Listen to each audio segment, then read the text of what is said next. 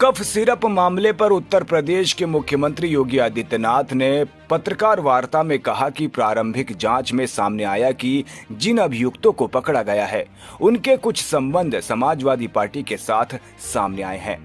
राज्य स्तर की एसआईटी मामले की जांच कर रही है। सपा प्रमुख के द्वारा जो बार बार कहा जा रहा है, ये वही स्थिति है कि यही भूल बार बार करता रहा, धूल चेहरे पर थी और आईना साफ करता रहा।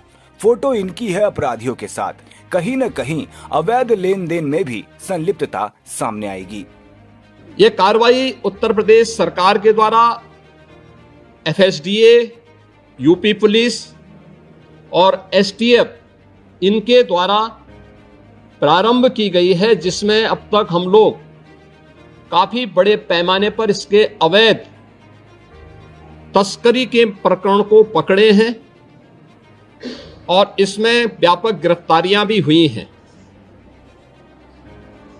यह हर व्यक्ति जानता है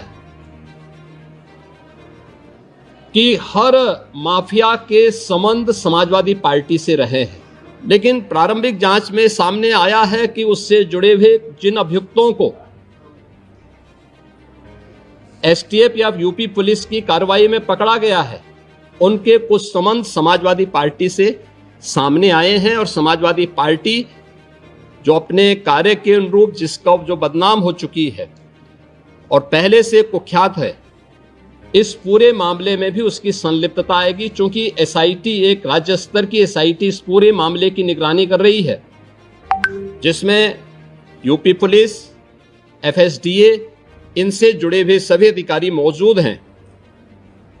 इनके अवैध रूप से तस्करी के साथ साथ इससे जुड़े हुए अन्य जो महत्वपूर्ण पहलू होंगे, किन किन लोगों के पास ये धन गया है, ये बातें भी सबके सामने आएंगी और इस बारे में पूरी रिपोर्ट आने के बाद ही इसके बारे में कुछ कहा जा सकता है। लेकिन ये जरूर मैं कह सकता हूं कि जो सपा प्रमुख के द्वारा कहा जा रहा है, ये वही स्थिति है कि यही कसूर मैं बार बार करता रहा, धूल चेहरे पर थी और आईना साफ करता रहा। यानी फोटो इनकी है उन माफियाओं के साथ, तो स्वाभाविक रूप से अवैध लेन देन में भी संलिप्तता कहीं ना कहीं सामने आएगी। जांच आने दीजिए, दूध का दूध और पानी का पानी सबके सामने आएगा। समाजवादी पार्टी प्रमुख अखिलेश यादव ने पत्रकार वार्ता में कहा कि एक राज्य का मुख्यमंत्री झूठ बोलता है और उसके साथ खड़े लोग भी झूठ बोलते हैं। आप सोच भी नहीं सकते कि प्रधानमंत्री के संसदीय क्षेत्र से अवैध कफ सिरप का धंधा चल रहा है। यह हजारों करोड़ का है। यह एक अंतर्राष्ट्रीय मुद्दा है। समाजवादी पार्टी की तरफ से मैं मांग करता हूं कि सभी माफियाओं के खिलाफ बुलडोजर चलाया जाए। कालीन भैया और कोडिंग भैया पर बुलडोजर चलना चाहिए। इस धंधे में शामिल हर कोई कोडिंग भैया है।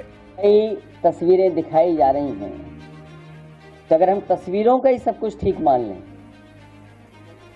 और मेरे साथ खड़ा होने वाला ही अगर माफिया है, तो मेरी तस्वीर तो मुख्यमंत्री जी के साथ भी है, मेरी तस्वीर डिप्टी सीएम साहब के साथ भी है, मेरी तस्वीर दूसरे हाफ उनके साथ भी है।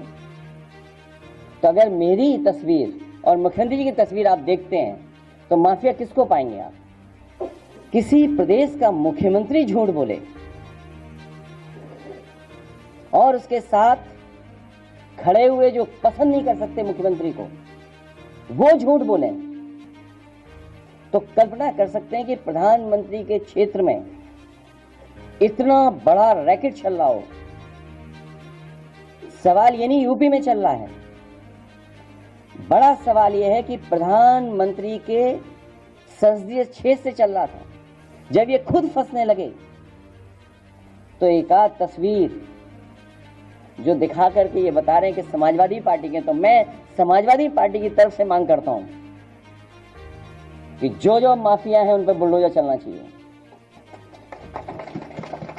अगर वो समाजवादी पार्टी का है जिसकी तस्वीर उन्होंने दिखाई है और फिर उससे जुड़े हुए जितने माफिया हैं इनको आप समाजवादी पार्टी का बता रहे हैं, कालीन भैया, कोडीन भैया, जितने लोग हैं उन सब पे बुलडोजर चलना चाहिए। क्योंकि सवाल देश के प्रधानमंत्री जी के लोकसभा के क्षेत्र का है। वहां से ये नेटवर्क चल रहा था। उसमें जितने लोग शामिल हैं, हजारों करोड़ का जिन्होंने खेल किया है, उन सब पे बुलडोजर चलना चाहिए।